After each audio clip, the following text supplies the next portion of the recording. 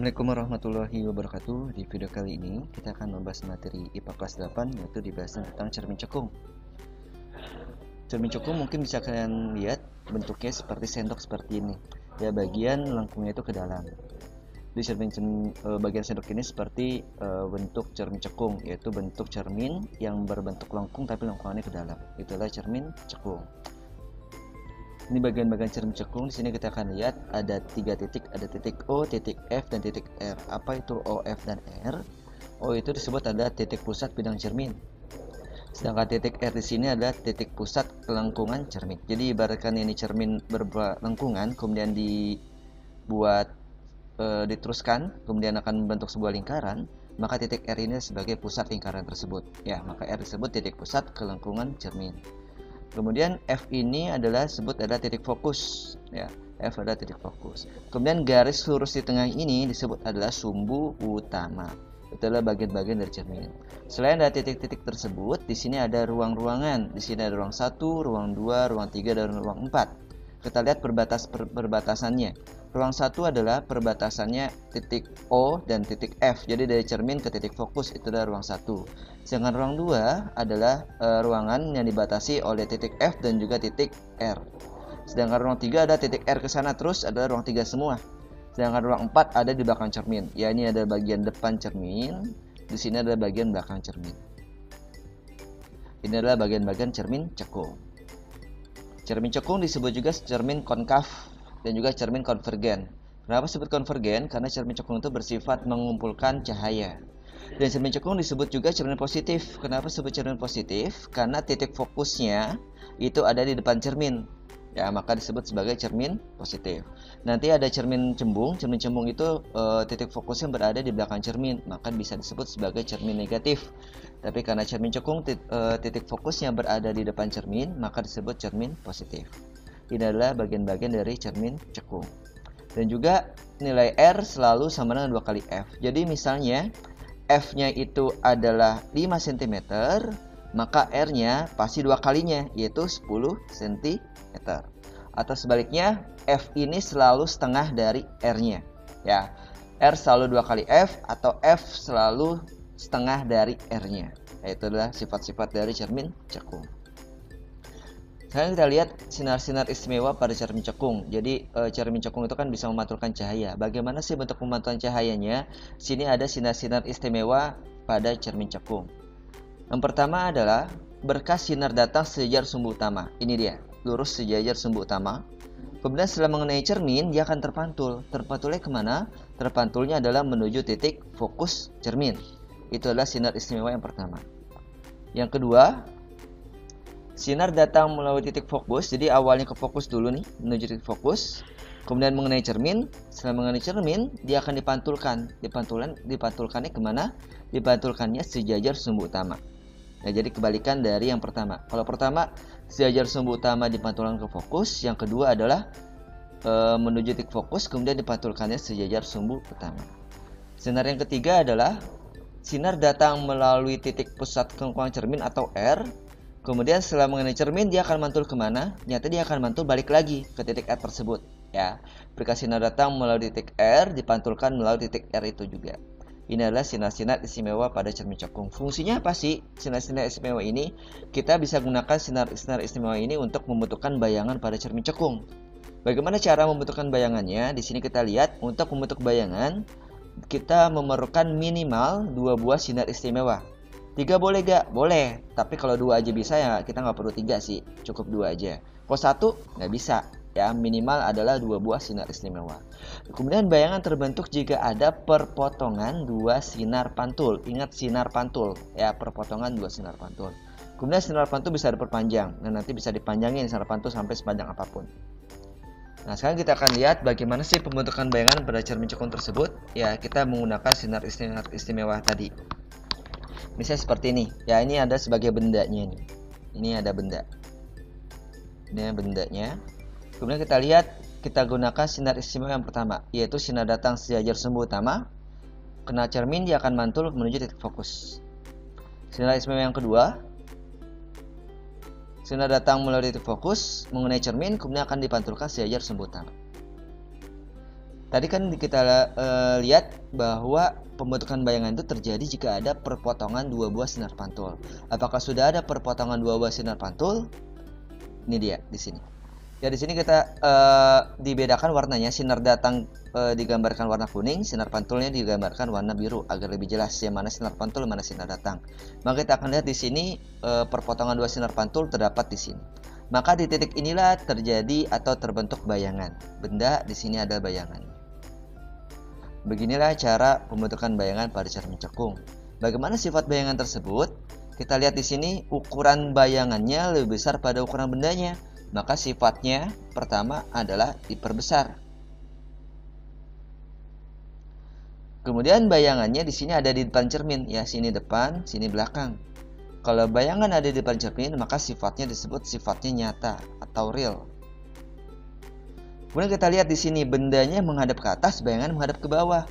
Berarti sifat bayangannya adalah terbalik. Inilah sifat bayangan untuk di pada cermin cekung, diperbesar, nyata atau real dan juga terbalik. Bagaimana kalau benda ini kita pindahkan posisinya? Seperti ini misalnya. Bagaimana bayangan yang akan dihasilkan? Kita gambarkan lagi seperti tadi. Sinar datang sejajar sumbu utama dipantulkan melalui titik fokus. Kemudian yang kedua, melalui titik fokus kemudian dipantulkan sejajar sumbu utama. Kita lihat ada perpotongan dua buah sinar pantul di sini. Maka disinilah terbentuk bayangan tersebut. Bagaimana sifatnya? Kita lihat sifatnya. Pertama kita lihat bayangannya ternyata lebih kecil daripada bendanya. Maka sifatnya pertama adalah diperkecil. Kedua, karena ada di depan maka nyata. Kemudian kita lihat posisinya terbalik. Ternyata kalau misalnya posisi bendanya ini dipindah-pindah, ternyata sifat bayangan dihasilkan pun akan berubah. Ya, di sini akan bayangannya jadi diperkecil. Pada kalau tadi posisinya ada di antara F dan R, bayangannya diperbesar.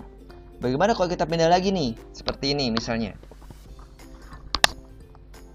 Ya, kita gambarkan langsung. Sejajar sumbu utama dipantulkan ke titik fokus. Yang kedua, melalui titik fokus dipantulkan sejajar sumbu utama. Kita lihat di sini apakah sudah ada perpotongan dua buah sinar pantul? Ternyata belum ada nih. Ya, sinar biru ini belum ada perpotongan. Tadi kita lihat bahwa sinar pantul itu bisa diperpanjang. Kalau kita panjangin ke sini makin nggak ketemu, ya. Maka kita panjangin ke belakang bisa. Nah, kita panjangin ke sini, ini kita panjangin ke sini. Kita lihat sudah ada perpotongan dua buah sinar pantul yaitu di sini. Maka terbentuk bayangan di sini. Ya. Nah, bayangan terbentuk jika benda berada di ruang satu. Sifatnya apa nih? Nah, kita lihat langsung bahwa sifatnya adalah diperbesar, ya karena bayangannya lebih besar pada bendanya. Kemudian karena ada di belakang cermin, maka sifatnya adalah maya. Nah, kita lihat di sini bendanya menghadap ke atas, bayangan pun menghadap ke atas, maka tegak. Ya, ternyata berubah lagi nih sifat bayangannya kalau bendanya berada di ruang satu. Bagaimana kalau bendanya di titik F? Coba kita gambarkan lagi. Langsung aja ya. Sinar-sinar istimewa kita gambarkan langsung.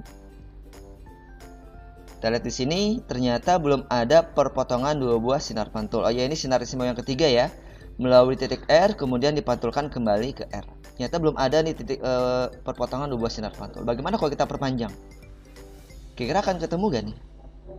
Ternyata kalau kita perpanjang pun tidak akan ketemu tuh dua buah sinar pantulnya. Maka kalau benda titik F ternyata tidak ada perpotongan, berarti tidak akan menghasilkan bayangan. Tidak akan menghasilkan bayangan kalau benda ada di titik F. Bagaimana kalau bendanya ada di titik R nih? Kita gambarkan lagi. Ya, sudah ada perpotongan dua buah sinar pantul di sini.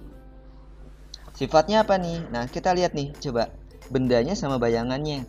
Ternyata kalau kita lihat perhatikan, ternyata ukurannya sama besar.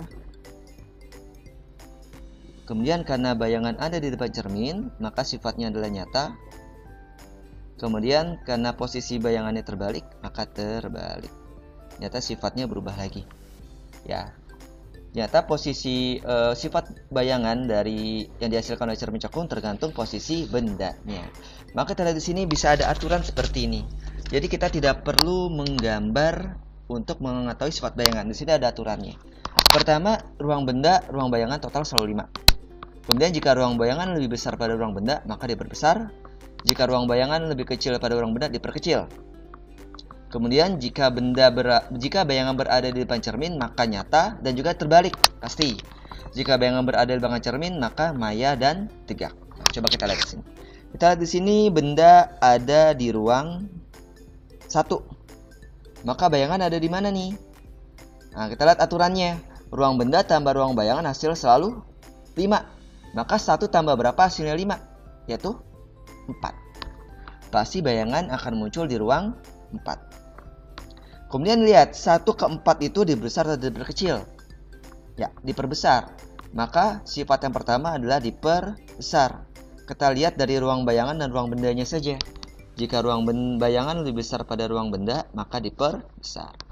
Kemudian ruang 4 di sini ya ada di belakang cermin, maka sifatnya adalah maya. Kalau maya sudah pasti tegak.